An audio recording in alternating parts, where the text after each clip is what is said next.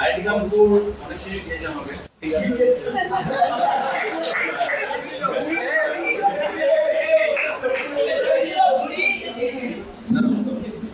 আর দারুণ ঘটনা বলতে 2 বছর দারুণ কেটেছে আমার, মানে প্রচুর সমস্ত আছে আইডি কাম করে। সেদিন প্রথম ঢুকেছি আইডি কাম করে রাত্রিবেলা 3টার সময় ইচ্ছে হলো লোকের নিয়মে লাগি, সবাই ঘুমোচ্ছে। আমাদের কাছেই একটা রুম ছিল, রাজেন্দ্র থাকতো ওখানে, ঠিক আছে। এবারে তার 1 ঘন্টা আগে আমি করেছিলাম কি, আমরা 3 জন মিলে 3 জন ঘুমোচ্ছে একটা রুমে, এরকম 3 জন করে একটা রুমে, দুম করে 4টে লাঠি তার রুমে। এবারে তারা ভয় পেয়ে সিজারকে ডাকছে, ফোন করে পুলিশ করেছে, ঘুমোতে পারছে না। এবারে তার ঘন্টা 2 পরে রাজেন্দ্র আর সজমা এক রুমে থাকতো। ওরা হচ্ছে গিয়ে বাথরুম, মানে আমাদের একটা অভ্যাস ছিল, কেউ ধর বাথরুমে গেছে, দরজাটা বাইরে দিয়ে দেবো। ওই দিন দুর্ভাগ্যক্রমে রাজেন্দ্র তখন বাথরুমে যাচ্ছিল। এবারে ও বাথরুমে গিয়ে এসে দেখছি যে দরজাটা লাগানো কি হচ্ছে, আর এমন হয় যেটা উল্টো দিকে দরজাটাও লাগিয়ে দিতাম, মানে ডাকে শুনতে হবে না কেউ, বেরোনোর কোনো চান্স নেই। রাজেন্দ্র দেখলাম অনেকক্ষণ দাঁড়িয়ে রয়েছে ওখানটায়, সামনে দাঁড়িয়ে দেখছে কি হলো ব্যাপারটা, বুঝতে পারছে না কি হলো। কিছুক্ষণ পরে আন্দাজ করেছে এখানে একটাই শয়তান আছে। তারপর অনেকক্ষণ দাঁড়ানোর পর দরজাটা খুলে ঢুকে গেল, কিন্তু তারপরে আমরা ওখানে দরজাটা বন্ধ করে দিয়েছিলাম।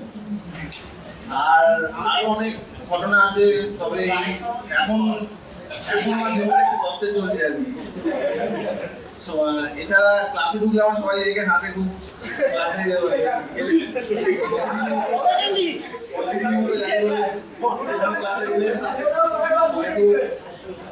হ্যাঁ 3টে সেমিস্টার নিয়ে ক্লাস খুবই কম করেছি আমি, মানে একজনে যাই না বলতে গেলে। এই সেমিস্টারে একটা ক্লাস করেছি, একটা বলে গ্রেড নিয়ে হওয়ার কিছু নেই। আইআইটি কানপুর এই 2 বছর যদি মিস করে যায় তাহলে লাইফে সবকিছু মিস হয়ে যাবে। এর থেকে বিয়ে হলে কিছু যায় আসবে না। আর মূর্তির কাজেও একটা প্রজেক্ট করতে যান না, যদি ঠিক আছে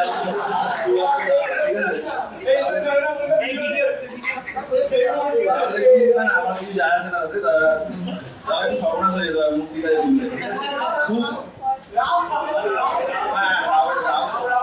মূর্তির কাছে আমি প্রথম দিন গেছি, যে সবাই লাস্টে গেছি, ঠিক আছে, সবাই এরকম গ্রুপ হয়ে গেল গেছি মূর্তির কাছে। আমি আর হিমাংশু গেছি। তা মূর্তি জিজ্ঞেস করছে যে তোমরা পরে এসছো কি আবার?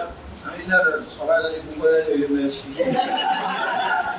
আমার কোনো দাম নেই, সবাই গ্রুপ হয়ে এসছো। আমি তখন বললাম যে না, আপনাকে মেল করে দিলাম অনেকদিন আগে, মেলটা আমরা যাইনি, কি একটা সবাই প্রজেক্টটা শুরু হয়ে গেছিল 23 তারিখে আমি আসতে বলেছিল মূর্তি। তা আমি বাড়িতে ছিলাম আর ভালো লাগছিল না, 1 তারিখে এসেছি।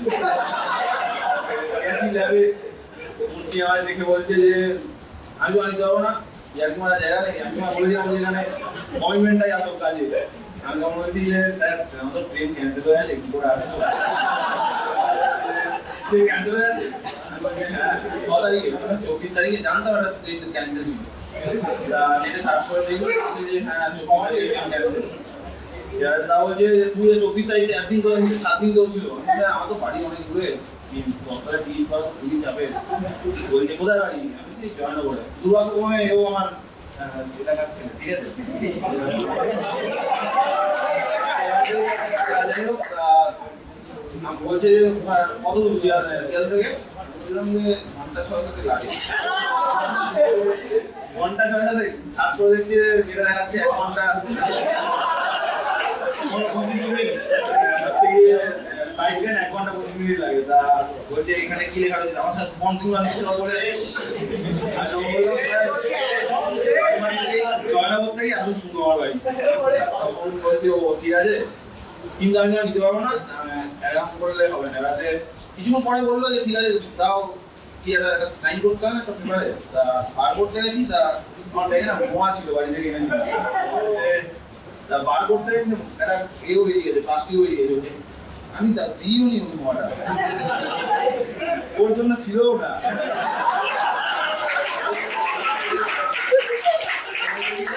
আমি এরকম দুধ করে একদম পছন্দ করি না। এগুলো তুমি জানো না অভিজিৎ স্যার, আমি অভিজিৎ স্যার একটা মা পাঠিয়ে যাবো।